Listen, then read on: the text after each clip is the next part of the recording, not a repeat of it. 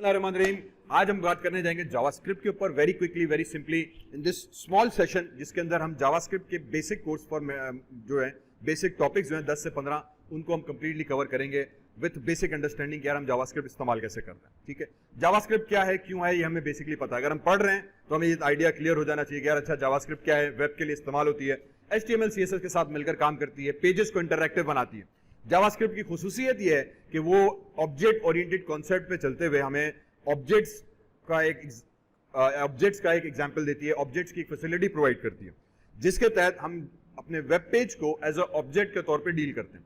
ठीक है, इसी चीज को हम कहते हैं डॉक्यूमेंट ऑब्जेक्ट मॉडल, और यही जावास्क्रिप्ट की सबसे पॉपुलर चीजें आती हैं। तो इस पर्टिकुलर कोर्स के अंदर we will try to very quickly cover the basic concepts of what JavaScript is and how we do that. मैंने कोर्स आउटलाइन ऑलरेडी दी हुई है, इसी कोर्स आउटलाइन को वेरी क्विकली हम फॉलो करते हैं। तो सबसे पहले आ जाते हैं वेब पेज के ऊपर, लेट्स जस्ट डाइव इन, और मैं एग्जांपल्स के साथ सारे बेसिक टॉपिक्स जो हम कवर अप करते चले जाएंगे। जावास्क्रिप्ट भी हम HTML के साथ इंबेड करते हैं, पहला उसूल। अलग से भी जावास्क्रिप्ट लिखी जा सकती है, दूसरी बात।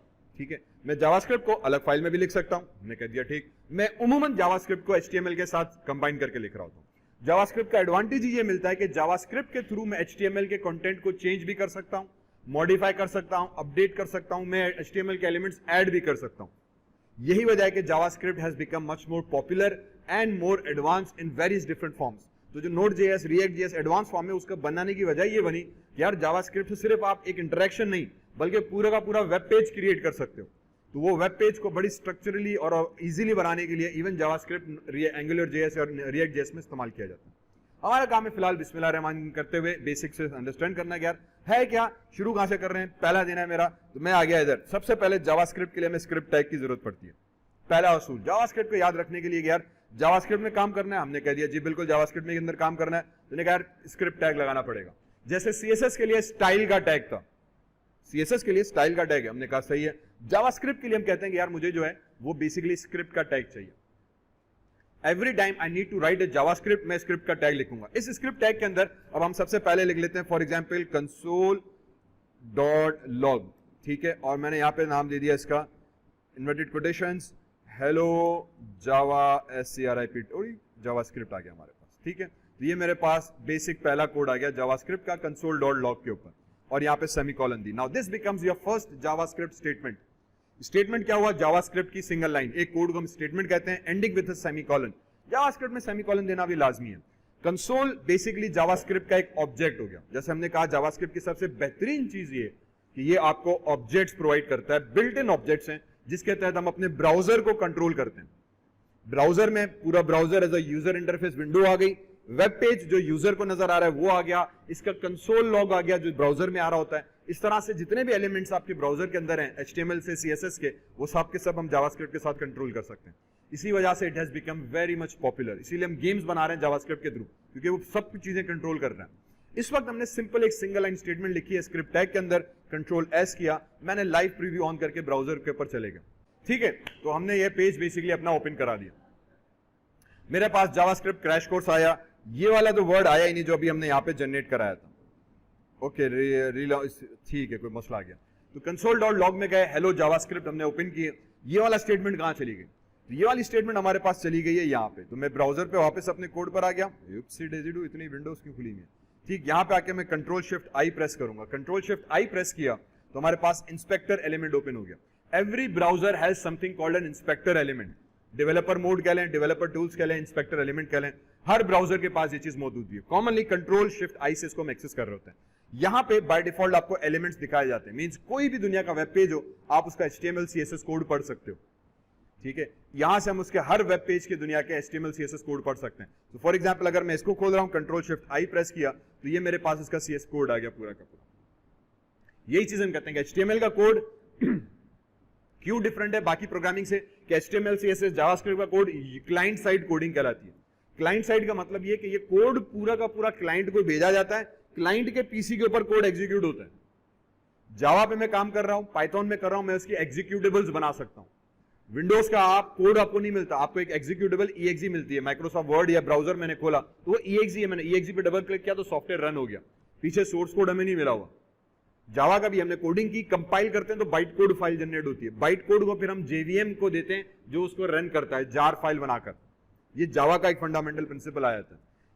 जावास्क्रिप्ट कहता है कि नहीं, मैं ब्राउजर के ऊपर एग्जीक्यूट दूंगा, HTML ब्राउजर के ऊपर एग्जीक्यूट होगा, CSS ब्राउजर के ऊपर, मीनिंग कि ये सोर्स कोड उठा के हमें यूजर को भेजना पड़ता है, इसीलिए इसको क्लाइंट साइड प्रोग्रामिंग लैंग्वेजेस कहते हैं, क्लाइंट साइड लैंग्वेजेस कहते हैं, क्लाइंट साइड स्क्रिप्टिंग लैंग्वेजेस कहते हैं कि ये क्लाइंट के ऊपर एग्जीक्यूट हो रहा है। आप किसी भी वेब पेज का कोड पढ़ सकते हो, किसी का डिजाइन अच्छा लगा, टेम्पलेट अच्छा लगा, वो टेम्पलेट उठा के कॉपी कर सकते हो। यहां से आप एरिया पे क्लिक करो कि यार ये एरिया का कोड मुझे चाहिए, तो यहां पे हाईलाइट करके बता देगा इंस्पेक्टर में कि ये कोड कहां पे मौजूद है, उसमें उसने CSS क्या यूज की हुई है, और इस वाले आइकॉन पे क्लिक करके यहां पे, that becomes an advantage with it. इसी तरीके से वापस अपने पेज पर आ जाते हैं। यहां पे एलिमेंट्स के साथ साथ मेरे पास एक चीज मौजूद है कंसोल की।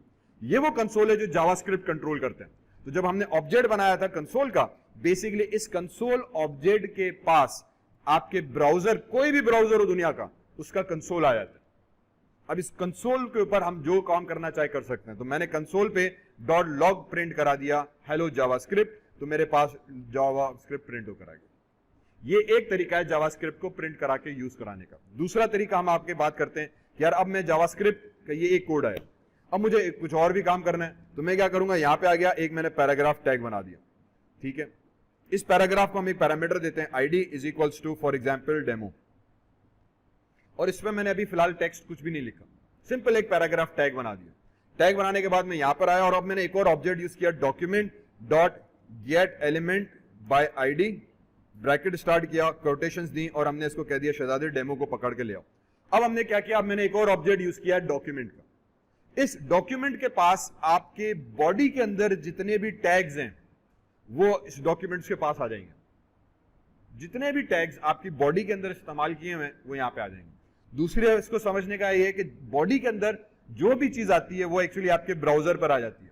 हैंस जो पेज यूजर को नजर आ रहा है, ये वाला जितना भी ये डॉक्यूमेंट हो गया, यहां पे जितना भी कंटेंट होगा अब मैं इस डॉक्यूमेंट ऑब्जेक्ट के से कंट्रोल कर सकता हूं। ये बिल्ट इन ऑब्जेक्ट है जावा का, जावास्क्रिप्ट का। इसको डॉम मॉडल के अंदर हम रेफर करते हैं कि यार डॉक्यूमेंट ऑब्जेक्ट मॉडल का मतलब ही है कि आपका जितना भी डॉक्यूमेंट है उसके ऑब्जेक्ट्स बनाकर जावास्क्रिप्ट के पास आ गए। अब उस ऑब्जेक्ट्स के तहत हम पूरे पेज को कंट्रोल कर रहे हैं। मैं ब्राउजर को भी कर रहा हूं कंट्रोल, कंसोल को कर रहा हूं, इस वक्त मैं डॉक्यूमेंट को कर रहा हूं। मैंने कहा यार इस डॉक्यूमेंट में जाओ, इन अदर वर्ड्स बॉडी के अंदर जाओ, इस जगह पे मैंने एक एलिमेंट बनाया होगा, उसकी ID होगी डेमो, तो वो एलिमेंट गेट करके लेकर आ जाओ। तो वो एलिमेंट डेमो गेट करके लेकर आ जाएगा। फिर मैंने इसको कहा कि जब वो एलिमेंट तुम्हारे पास आ जाए तो डॉट इनर HTML में जाओ। ठीक है, डॉट इनर HTML लगाओ। अब उसके अंदर की HTML को तुसी तब्दील कर दो। क्या कर दो, इज इक्वल्स टू मैंने यहां पे दे दिया JavaScript BS software course for example, और आगे सेमीकोलन लगा दिया। अब इससे क्या हुआ कि मैंने इसको सिंपली बता दिया कि यार डॉक्यूमेंट में जाओ, गेट एलिमेंट ID करो, इस डॉक्यूमेंट बॉडी के अंदर जाओ, इसमें एक एलिमेंट होगा जिसकी ID होगी डेमो। ID एक एट्रीब्यूट है HTML का जिसके तहत हम टैग का नाम रख रहे हैं, क्योंकि बहुत सारे टैग्स हैं। किस तरह जावास्क्रिप्ट को पता चले कि मैंने किस टैग को पुकारना है, तो हमें हर टैग का नाम रखना पड़ेगा। जैसे हमारे भी नाम रखे हुए इतने सारे स्टूडेंट्स हैं, कैसे पता चले किसको बोला है, हर बंदे का नाम रखा हुआ है, हमने यहाँ पे नाम रख दिया, भाईजान ये डेमो है, इस डेमो को पकड़ के ले आओ।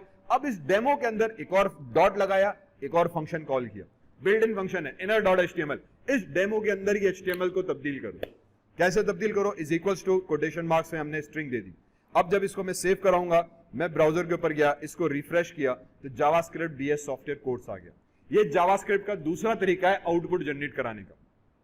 ठीक, ये हो गया हमारे पास एक और तरीका कराने का। अब ये स्क्रिप्ट टैग क्या हुआ, जावास्क्रिप्ट को लिखने का तरीका। Wherever we need to write JavaScript we use this thing. अब इसमें एक और चीज मजे की आ गई, ये जावास्क्रिप्ट का टैग मैं ऊपर भी लिख सकता हूं, हेड के अंदर मैं यहां भी लिख दिया, कोई मसला नहीं है। और यहां पे आके मैंने दे दिया फॉर एग्जाम्पल एक variable name is equals to, हमने नाम दे दिया फॉर एग्जाम्पल दिशांत का। ठीक है, तो ये नाम आ गया, हमने कह दिया कोई मसला नहीं। ये भी एक, अब मैं वेरिएबल्स पे भी आता हूं। ये हमने एक वेरिएबल बनाया स्क्रिप्ट का, स्क्रिप्ट टैग मैंने दिया हेड के अंदर, एब्सोल्युटली ओके। तो आप जावास्क्रिप्ट को कहीं पर भी लिख सकते हो अपने डॉक्यूमेंट के अंदर। मैं बॉडी के अंदर आया, बॉडी के अंदर पैराग्राफ दिया, इसके अंदर भी आके मैं स्क्रिप्ट टैग लिख सकता हूं, यहां भी आ गया, कोई प्रॉब्लम नहीं है। तो अब तीसरा तरीका आउटपुट जनरेट कराने का हम यूज करते हैं डॉक्यूमेंट डॉट राइट के थ्रू। ठीक है, मैंने डॉक्यूमेंट डॉट राइट करा दिया, इस राइट को स्ट्रिंग दे दी, और इधर आके अब मैं कह देता हूं H1 माय नेम इज, ठीक, कॉलन स्पेस प्लस, और फिर मैं नेम वाले वेरिएबल को कॉल करा देता हूं, कंट्रोल S करा दिया। डॉक्यूमेंट अगेन वही चीज हुई, आपके वेब पेज को रिफर कर रहा है, बॉडी को रिफर कर रहा है। बॉडी में जाओ और राइट कर दो, अब बॉडी में जाके कुछ नई चीज लिख दो। तुम क्या लिखना चाह रहे हो भाई? ये वाली स्ट्रिंग, जो भी स्ट्रिंग होगी हम यहां पे लिखवा देंगे। क्या आएगा? माई नेम इज, तो जो माई नेम इज वो होगी, लेकिन हमने H1 लगा दिया। इसका क्या मतलब हुआ? इसका मतलब ये हुआ कि मैं HTML के कंटेंट को लिखवा रहा हूं जावास्क्रिप्ट के थ्रू। अब और आई कैन डू दैट, मैं जावास्क्रिप्ट के थ्रू HTML कंटेंट लिखा रहा हूं। अब होगा क्या कि पहले जैसे जावास्क्रिप्ट एग्जीक्यूट होगी तो उसमें आ जाएगा HTML का H1 का टैग। तो ब्राउजर के पास जावास्क्रिप्ट का कोड गया, जो जावास्क्रिप्ट के आर्ग्यूमेंट में H1 आ गया, उसने कहा ये तो HTML है, उसने HTML को भी एग्जीक्यूट कर देगा, क्योंकि HTML को एग्जीक्यूट करने की रिस्पॉन्सिबिलिटी है ही ब्राउजर की। ब्राउजर का काम ही यही है, ब्राउजर का दुनिया में काम ही यही है कि भाई HTML से कैसे जावास्क्रिप्ट के कोड को एग्जीक्यूट करना है। तो जैसे ही उसको HTML का टैग मिला, उसने कहा ये तो HTML है, क्या करूं मैं इसका? एज इट इज प्रिंट करूं? उसने कहा नहीं, इसको भी उसके फंक्शन के तहत परफॉर्म करो। तो H1 का फंक्शन क्या है? हेडिंग बनाकर बड़ा फॉन्ट करके दिखाओ, वो फंक्शन के तहत प्रिंट हो जाएगा। इसको जब मैं ब्राउजर पे आके इसको रिफ्रेश करेंगे हम, तो my name is Zeeshan print हो जाएगा। अब जिशान क्यों आया? जिशान इसीलिए आया कि हमने यहाँ पे प्रिंट करवाया नेम, लेकिन नेम तो इस स्क्रिप्ट के अंदर है ही नहीं। नेम तो मैंने बॉडी से बाहर एक और हेड टैग है, उस हेड के अंदर स्क्रिप्ट का टैग है, वहां पे वेरिएबल डिक्लेयर किया। तो जावास्क्रिप्ट की यही खूबसूरती है कि आप टैग कोड को कहीं भी लिख सकते हो, और वो कोड की जो विजिबिलिटी है, जो स्कोप है, वो थ्रू आउट द पेज रहती है। अब ये एक दफा बना दिया, लेकिन वो जावा ब्राउजर की मेमोरी में आ गया कि ये एक वेरिएबल डिक्लेयर हुआ है। फिर बॉडी आई, फिर दूसरा जावास्क्रिप्ट का टैग आया, तो अब वो ये नहीं कि उसका स्कोप गुम हो गया, वो वहीं पे रहा। दूसरा टैग आया, उसने कहा नेम, नेम का है, अच्छा अभी आपने डिक्लेयर किया, वो जावा अपने ब्राउजर की मेमोरी से वेरिएबल खुद ही लेकर आ जाएगा। हेंस इसका स्कोप हम कहते हैं कि once I declare a variable here can be accessed in any script tag as well. तो मैं फंक्शन ऊपर बना दूंगा, इस्तेमाल नीचे करूंगा, मैं कोड ऊपर बना दिया, नीचे इस्तेमाल किया। हाँ, सिर्फ इस चीज का ख्याल रखना है कि आप जो चीज डिक्लेयर कर रहे हो वो पहले हो, यूज उसका बाद में हो, ताकि कोड में कोई प्रॉब्लम ना हो। ये मैंने डिक्लेयर किया, यूज बाद में किया, इस चीज का ख्याल रखना बस। तो दूसरा प्रिंसिपल हमें याद रखना होगा कि यार जावास्क्रिप्ट, पहली चीज हम पेज के अंदर जितने टैग्स देना चाहें दे सकते हैं। एक दफा स्क्रिप्ट दिया बॉडी के अंदर, ठीक है, मैं दोबारा देना चाह रहा हूं, मेरी दिल किया, मैंने एक और टैग दे दिया। क्यों? हो सकता है कि मैं यहां पे एक और पैराग्राफ बनाऊं, दिस इज टेम्प पैराग्राफ, ठीक है। अब यहां पे एक और पैराग्राफ आ गया हमारे पास। उसके बाद फिर मुझे जावास्क्रिप्ट का कोड लिखना है। अब यहां पे मैं कोड क्या लिख रहा हूं? मैंने अब तीसरा तरीका यूज कर रहा हूं, विंडो डॉट अलर्ट का, और मैंने विंडो डॉट अलर्ट कर दी। इसके अंदर भी मैंने दे दिया माय नेम वो इज कर लेते हैं ना, वॉज क्यों लिखे यार, अल्लाह माफ करे। यहां पे आ गए, प्लस कर दिया, और फिर मैंने नेम यहां भी प्रिंट करा दिया। अब मैंने बॉडी के अंदर ही एक स्क्रिप्ट टैग ये लिया, फिर पैराग्राफ टैग्स आ गए, फिर दूसरा स्क्रिप्ट दिया। मैं जितनी दफा चाहे स्क्रिप्ट टैग दे सकता हूं, जिस सीक्वेंस में चाहे, कोई शहजादे को एतराज नहीं है। फर्क सिर्फ इतना होगा, या उसूल सिर्फ इतना है जो HTML का है। HTML का वाहिद उसूल है, टैग इस्तेमाल करो, टैग स्टार्ट करो, टैग एंड करो। ये HTML का वाहिद रूल है, वही यहां पे हो रहा है। ये HTML का टैग आ गया, स्क्रिप्ट स्टार्ट, स्क्रिप्ट एंड।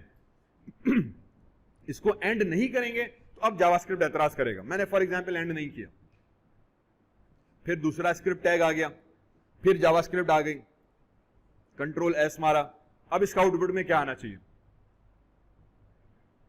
अब मैं एग्जाम में भी पूछ सकता हूं कि यार मैंने स्क्रिप्ट टैग शुरू किया, क्लोज नहीं किया, एक स्टेटमेंट तो करेक्ट आई, यहां पे आ गया PHP पैराग्राफ, ये HTML का कोड आ गया, फिर स्क्रिप्ट टैग दोबारा स्टार्ट हुआ, फिर जावास्क्रिप्ट आ गया, कंट्रोल S किया, ब्राउजर पे गए, इसको जैसे ही हमने रिफ्रेश किया तो सिंटैक्स एरर आ गया। तीसरी जो सबसे इंपॉर्टेंट चीज याद, अब तीसरी नहीं, पता नहीं कितनी पॉइंट्स हो गई, बट एक और पॉइंट जो याद रखने वाली है कि JavaScript will generate errors. HTML हमने पढ़ी, एरर नहीं आता, CSS पढ़ी, एरर नहीं आता। हर फनमौला लैंग्वेज है, जो करोगे आपकी मर्जी के मुताबिक वो कोड को चला देगा।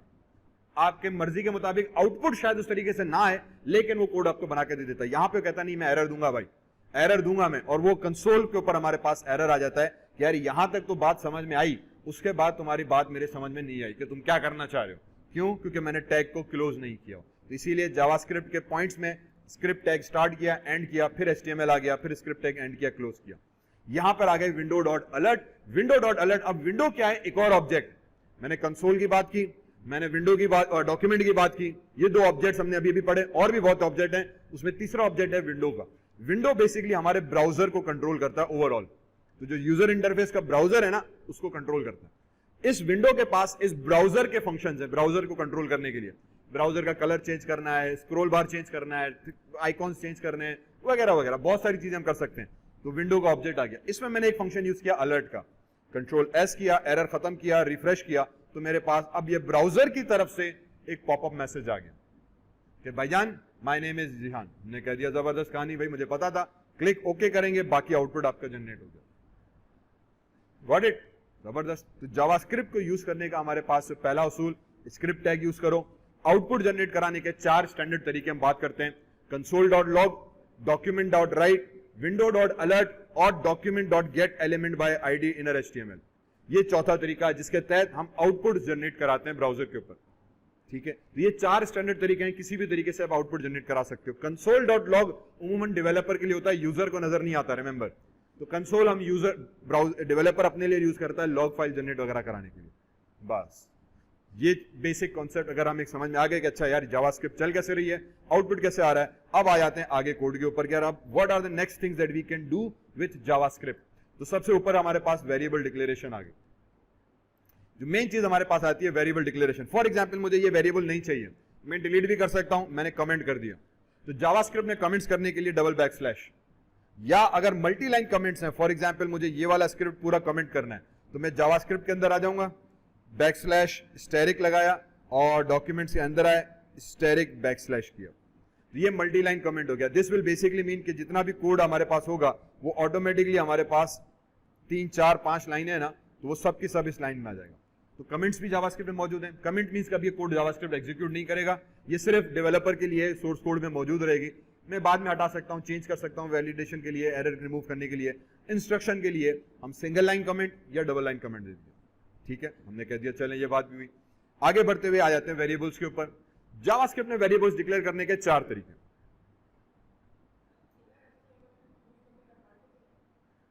HTML के कंटेंट को तब्दील करने के लिए इनर HTML हम यूज इसीलिए करते हैं कि यार एक एलिमेंट मैंने HTML का बनाया हुआ है जिसकी आईडी है डेमो, उसका कंटेंट तब्दील कर दूं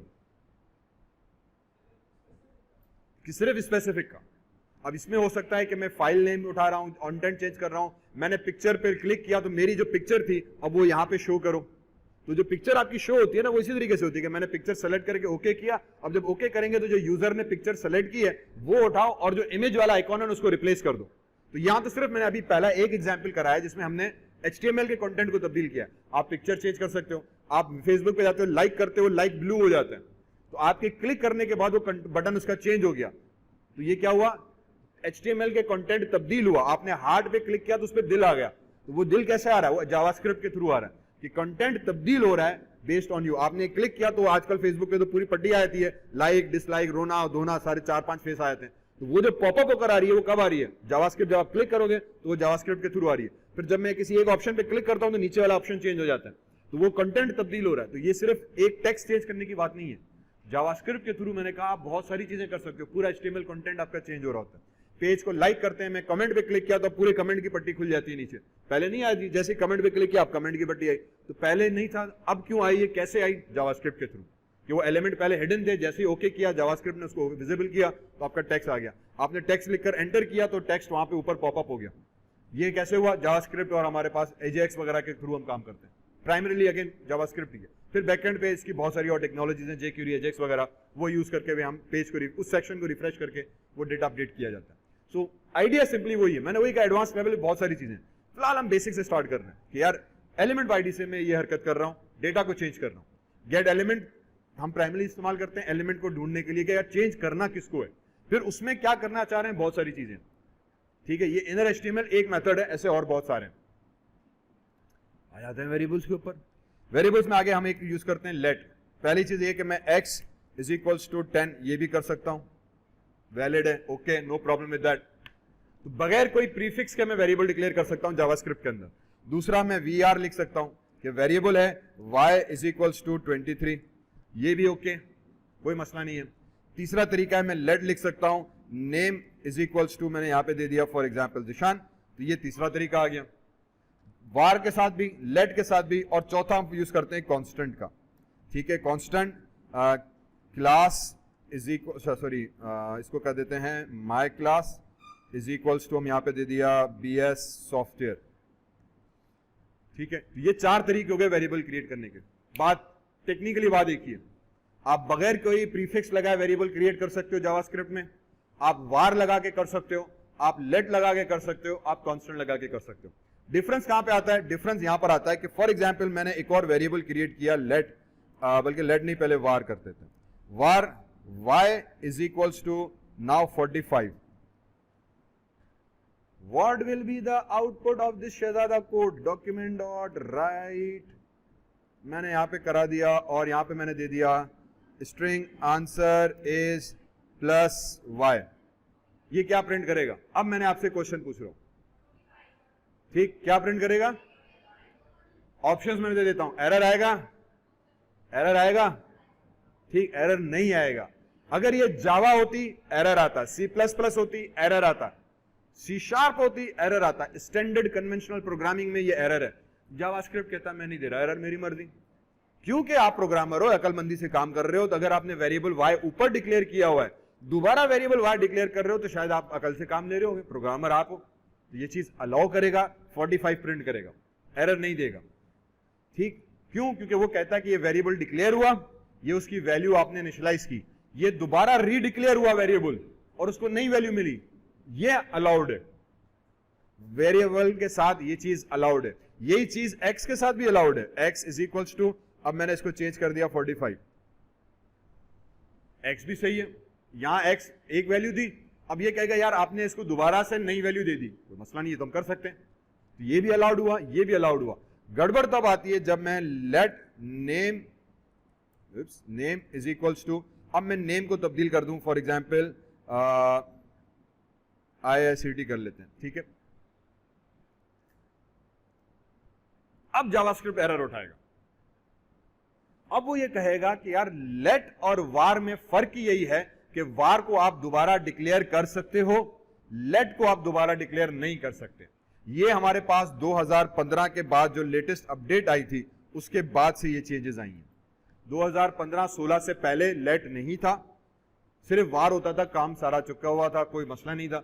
2015-16 की जो जावास्क्रिप्ट का लेटेस्ट अपडेटेड वर्जन आया ES6 आई थिंक करके, उसमें ये चीज उन्होंने डाल दी है लेट करके। और लेट और वेरिएबल में फर्क सिर्फ इतना है कि मैं वेरिएबल को रीडिक्लेयर कर सकता हूं, लेट भाई को रीडिक्लेयर नहीं कर सकता। यहां जावास्क्रिप्ट एरर खड़ा कर देगा कि यार ये क्या तुमने हरकत की है, मुझे इससे शदीद इख्तलाफ है।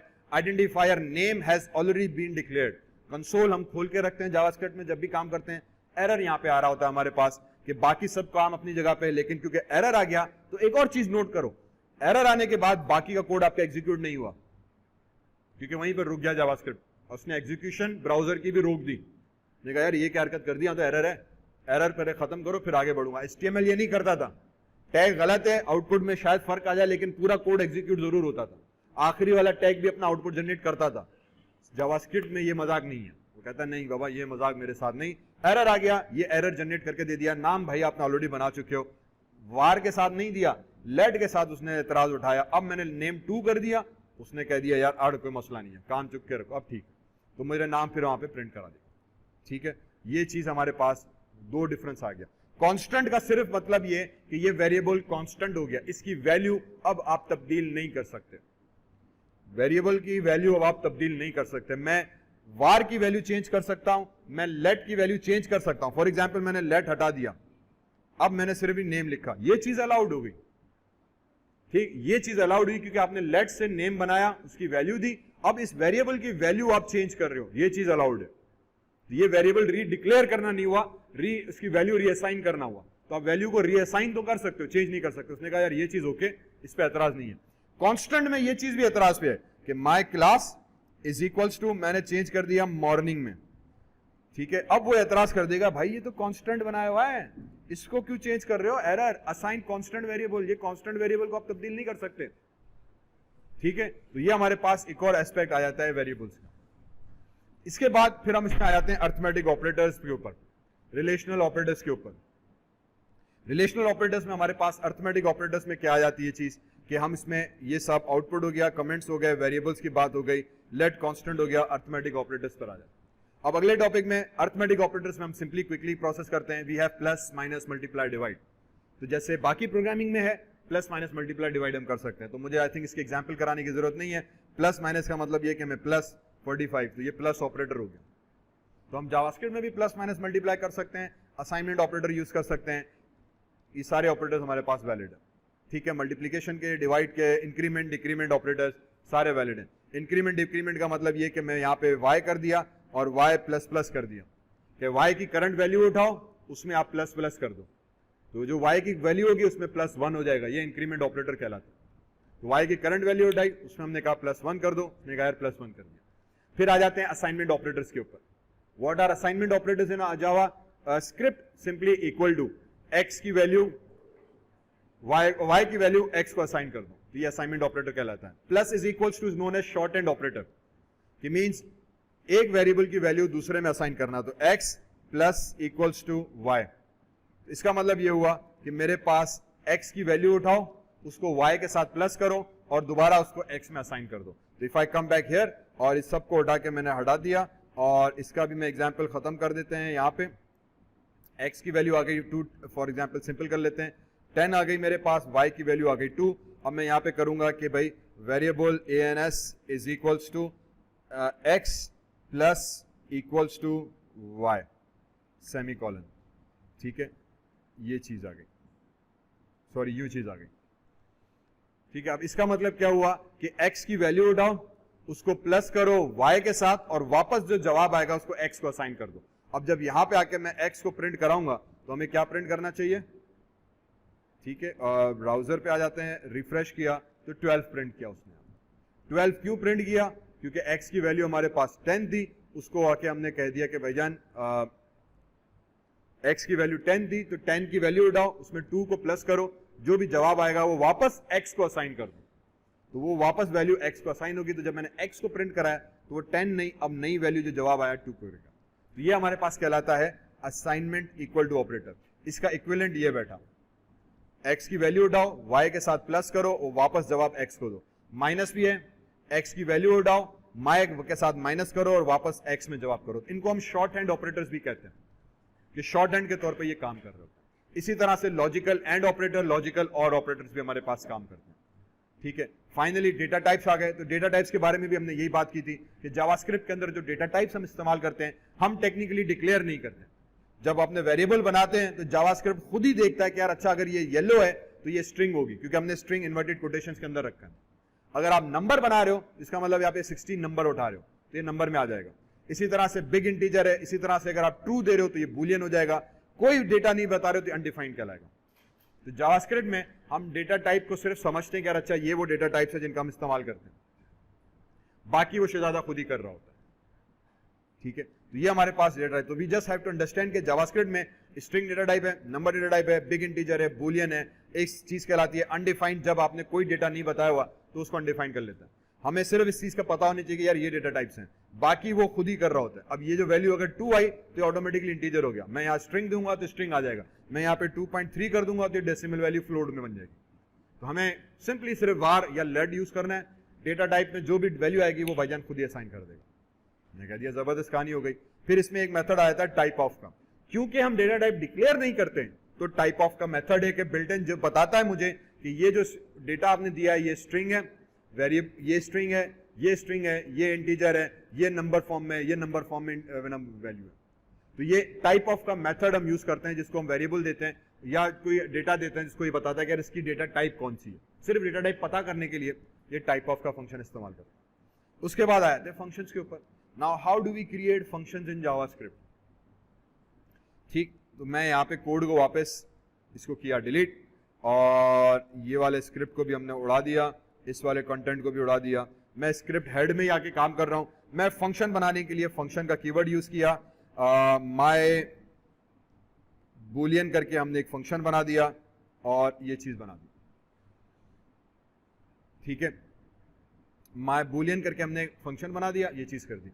अब इस फंक्शन के अंदर हम कोई भी कोड लिख सकते हैं। फॉर एग्जाम्पल मैंने लिख दिया भाईजान डॉक्यूमेंट डॉट राइट करो, और राइट में जाके आपने आर्ग्यूमेंट दे दो। इसको क्या आर्ग्यूमेंट देना है हमें, हम इसको कह देते हैं कि यार for example FUNCTIN function CALLD called. तो फंक्शन कॉल का हमने एक आर्ग्यूमेंट इसको कॉल करा।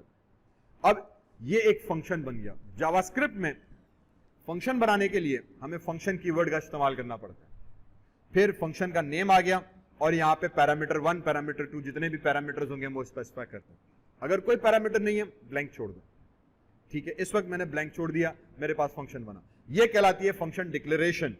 फंक्शन कॉल कैसे किया जाए कि जब मैं इस फंक्शन को मैं काम करना चाह रहा हूं तो मैं यहां पर आ जाऊंगा, ठीक है। मैंने यहां पे फॉर एग्जांपल एक चीज दे दी बटन की, यार एक बटन बना देते हैं। इस बटन के ऊपर हमने एक इवेंट लगा दिया, सॉरी ऑन क्लिक का इज इक्वल्स टू, और इसको हमने क्लोज करा लेते हैं। इस ऑन क्लिक के अंदर मैं फंक्शन कॉल करा दूंगा माय बूलियन वाला जो था, ठीक है। माय बूलियन का फंक्शन आ गया। अब इस पे मैं यहां पे कह दूंगा नाम CLIC के क्लिक हेयर। अभी हमने क्या बनाया, अभी हमने जावा HTML का एक बटन बनाया, उसको हमने एक इवेंट दिया है ऑन क्लिक का। ऑन क्लिक एक इवेंट है कि जब यूजर इस बटन पे क्लिक करे तो उसके नतीजे में क्या चीज परफॉर्म हो। तो उसके नतीजे में हमने कह दिया कि ये माय बूलियन वाला फंक्शन तुमने एग्जीक्यूट करना है, तो ये वाला फंक्शन हमारे पास एग्जीक्यूट हो जाएगा। और उसके आगे हमने टेक्स्ट दे दिया क्लिक हेयर, हमने कह दिया जबरदस्त। इसको हमने कंट्रोल S किया, ब्राउजर पे आ गए वापस, रिफ्रेश किया, बटन आ गया।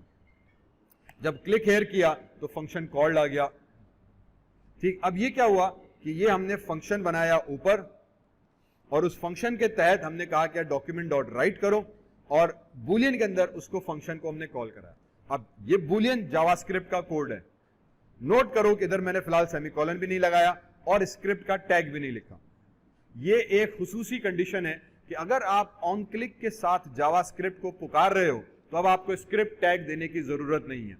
इससे पहले हमने पढ़ा कि जावास्क्रिप्ट में स्क्रिप्ट टैग देने की जरूरत है, लेकिन अगर आप ऑन क्लिक यूज कर रहे हो तो अब आपको स्क्रिप्ट टैग देने की जरूरत नहीं है। ऑन क्लिक के इन्वर्टेड कोटेशंस के अंदर ये स्क्रिप्ट टैग बिल्ट इन दिया हुआ है। ऑन क्लिक इवेंट है कि जब यूजर मेरे ऊपर क्लिक करे तो उसके नतीजे में मैं क्या एक्शन परफॉर्म करूं। हमने कह दिया जब यूजर तुम पे क्लिक करे तो बूलियन आप ये चीज करो, हमने कह दिया जबरदस्त हो गई। इसी तरीके से अब मैं कोई भी अपना फंक्शन बनाकर उसको यूज कर सकता हूं, ठीक है। मैं कोई भी अपना फंक्शन बना सकता हूं और उस फंक्शन को इस्तेमाल कर सकता हूं। फॉर एग्जाम्पल अभी हम आ जाते हैं इफ एल्स के ऊपर कि how do we use if else, और फंक्शंस और इफ एल्स का इस्तेमाल करते हैं। तो मैं यहां पे कह देता हूं कि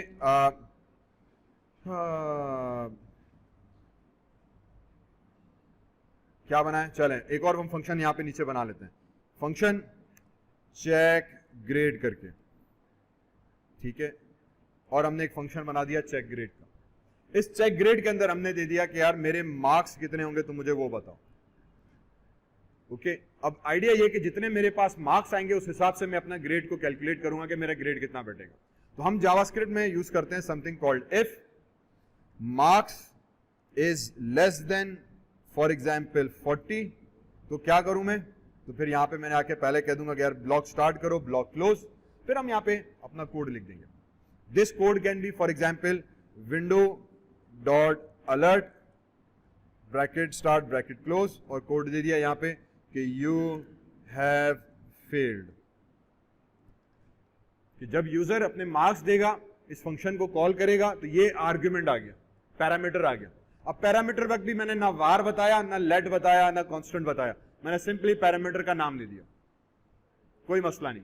यही चीज अलाउड है कि यार आप पैरामीटर वेरिएबल दे दो, एक हो सकता है, अगर दो हैं तो मैं कॉमा देके दूसरा वेरिएबल बताऊंगा। मैंने एक दिया, एक दे दिया। अब फिर मैंने यहां पे आके बटन पे क्लिक करते हैं, तो मैंने दोबारा बटन बनाया, मैंने कहा बटन में जाओ, एक इवेंट बनाओ ऑन क्लिक का, ऑन क्लिक का इवेंट आ गया। इसमें मैं फंक्शन कॉल दूंगा CHEC के चेक ग्रेड करके, ठीक है। और ये हमारे पास चेक ग्रेड करके मेथड आ गया, इसका C छोटा था, हमने यहाँ पे C छोटा कर दिया, और फिर इसको हमने यहाँ पे क्लोज किया। मैंने कहा CHE चेक माय ग्रेड, तो चेक ग्रेड आ गया। अब क्योंकि इस फंक्शन को एक आर्ग्यूमेंट चाहिए, तो आर्ग्यूमेंट के तौर पे फॉर एग्जांपल मैंने इसमें फिलहाल 34 पास करा दिया, सेव किया, यहाँ पे रिफ्रेश किया तो चेक माय ग्रेड आ गया। जब इस पे मैंने क्लिक किया तो यू हैव फेल्ड आ गया, ठीक। अब ये फेल्ड क्यों आया, क्योंकि मैंने बटन के ऊपर ऑन क्लिक का एक फंक्शन कॉल कराया है चेक ग्रेड का। अब ये फंक्शन आप किसी भी तरीके से कहीं पे भी कॉल कर सकते हो। उस ग्रेड को मैंने 34 वैल्यू दी, वो वैल्यू यहाँ पे पास हुई, और वो पास होकर उसने कंडीशन लगा के चेक किया। फिर एल्स हम लिखते हैं, एल्स उस सूरत में लिखते हैं कि अगर आपकी इफ की कंडीशन फॉल्स हो जाती है, अगर ये कंडीशन फॉल्स हो गई तो मैं क्या करूं। उसके नतीजे में हमने एक और ये दे दिया कंट्रोल C और यहाँ पे हम लिख लेते हैं कि पास्ट, कंट्रोल एस। और अब जब मैं मार्क्स दे रहा हूं तो फॉर एग्जांपल मैं इसको 54 कर देते हैं, कंट्रोल एस, ब्राउजर पे गए, इसको ओके कर दिया, फिर रिफ्रेश किया पेज को, ग्रेड चेक किया, यूएफ पास्ट आ गया। अब पास क्यों आया, फेल क्यों नहीं आया? क्योंकि हमने कंडीशन लगाई थी, इफ के साथ हमने कंडीशन लगाई कि अगर तुम्हारे मार्क्स 40 से कम हैं तो तुम ये वाली स्टेटमेंट एग्जीक्यूट करो, एल्स तुम ये वाली एग्जीक्यूट करो। तो इफ का सिंटेक्स ये कि हम इफ का कीवर्ड लगाते हैं, ब्रैकेट स्टार्ट किया, पैरामीटर दिया कंडीशन का, ये जो चीज है इसको हम कहते हैं condition. A condition means it will evaluate always in either true और फॉल्स, ये हमेशा ट्रू या फॉल्स की सूरत में एग्जीक्यूट होती है। और ये ट्रू एंड फॉल्स में तभी होगी जब इनके दरमियान में हम रिलेशनल ऑपरेटर्स यूज करेंगे। रिलेशनल ऑपरेटर्स कौन कौन से हमारे पास?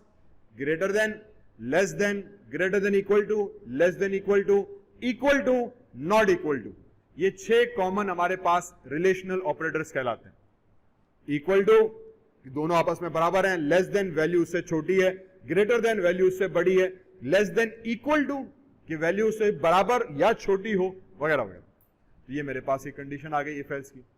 अगर ये इफ फॉल्स हो गया तब भी सिर्फ उस ही सूरत में ये एल्स एग्जीक्यूट होगा। तो फॉर एग्जांपल मैं यहां पे आ जाता हूं और इस एल्स के साथ में एक और इफ लगा देता हूं। अब मैंने क्या किया, अब मैंने नेस्टेड इफ एल्स का स्ट्रक्चर यूज किया, इसको हम कहते हैं nested if else. If else और उसके अंदर फिर एक और इफ आ गया कि अगर ये कंडीशन फॉल्स हो रही है तो फिर तुम दोबारा जाओ, मार्क्स उठाओ, अब चेक करो कि क्या marks greater than equal to 40 हैं एंड तुम्हारे जो मार्क्स हैं वो less than equal to less than 650 कर लेते हैं, ठीक है, लेस देन 50 है। तो उस सूरत में तुमने क्या काम करना है? उस सूरत में हमने करना है कि you have passed with D grade. अब हमने कंडीशन चेंज कर दी। अब इसमें क्या हुआ, इसमें हमने कहा कि यार if marks are greater than 40, अगर आपके मार्क्स 40 से बड़े हैं, एंड ऑपरेटर लगाया। एंड ऑपरेटर का वजह से क्या होगा कि ये दोनों कंडीशन चेक करेगा। अब मैंने 2 कंडीशंस बाय वक्त चेक कर रहा हूं। तो ये नेस्टेड इफ का एग्जांपल आया, इसमें ये एक ओवरऑल कंडीशन आ गई। इस ओवरऑल कंडीशन में हमने ब्रेक कर दिया 2 कंडीशंस। अगर मार्क्स 40 से ज्यादा है एंड मार्क्स 50 से कम है तो तुम्हारा डी ग्रेड है। अब इसके बाद मैं फिर एक और एल्स लगा दूंगा कि ये तो इस इफ का आ गया, इसके बाद मैंने फिर एक और एल्स लगा दिया कि यार एल्स अब तुम क्या करो, ब्रैकेट दे दिया और इसको पेस्ट करा दिया, यू हैव फेल्ड या मार्क्स अननोन कर लेते हैं, मार्क्स अन के NOW known, control S, browser पे आ गए, इसको किया ओके, रिफ्रेश किया, चेक माई ग्रेड किया, मार्क्स अननोन आए। मार्क्स अननोन क्यों आए? क्योंकि अगर हम कोड में आ जाते हैं तो मैंने नीचे मार्क्स पास किए थे कितने, 54, तो यहां पर आया क्या मार्क्स आपके 40 से लेस हैं, तो ये कंडीशन हो गई फॉल्स। जब ये फॉल्स हुई तो एल्स पे गया, एल्स पे गया तो उसने कहा एल्स के अंदर देखो और इफ दिया हुआ है भाई, उसने कहा अच्छा अब इसको चेक कर लेते हैं। इसमें आके चेक किया कि क्या आपके मार्क्स ग्रेटर देन 40 हैं, तो ये कंडीशन ट्रू हुई क्योंकि मार्क्स मेरे 54 आए थे। लेकिन उसने दूसरी शर्त भी लगाई है, और आपके मार्क्स 50 से कम होने चाहिए, 40 से ज्यादा एंड लेस देन 50। तो उसी सूरत में तुम क्या करो, उसी सूरत में तुम जो है ये वाली कंडीशन ट्रू करके एग्जीक्यूट करोगे। इन दोनों में से कोई एक भी फॉल्स हो गई तो ये इफ फॉल्स कंसिडर किया जाएगा। जब ये इफ फॉल्स हो गया तो अब इस इफ के बाद ये वाला एल्स एग्जीक्यूट होगा। अब इस इफ के बाद ये वाला एल्स एग्जीक्यूट होगा।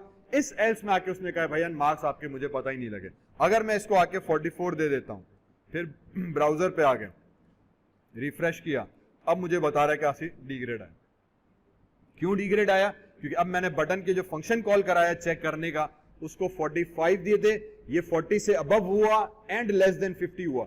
दोनों सूरतें कबूल हुई तो भाईजान ने कहा कबूल है, कबूल है, कबूल है, तो सारा डी ग्रेड आ गया। ये हमारे पास इफ एल्स को यूज करने का तरीका है। इस तरह से हम रिलेशनल कंडीशंस लगा के पैरामीटर्स को वैल्यूएट करते हैं। इवेंट्स को मैंने बात कर दी थी, फंक्शंस बात की, हमने इफ एल्स के ऊपर थोड़ी बात की। अभी इस इंडेक्स के हिसाब से ऑब्जेक्ट्स रहते हैं, एरेज रहते हैं, स्ट्रिंग रहती है, ठीक है, ये 3 और लूप्स 4 टॉपिक्स रहते हैं, ठीक है। तो इन 4 टॉपिक्स को फिर इंशाल्लाह कोशिश करेंगे कि अगली क्लास में हम कवर अप करें, ठीक है। तो अगली क्लास तक के लिए फिर फी अमान अल्लाह।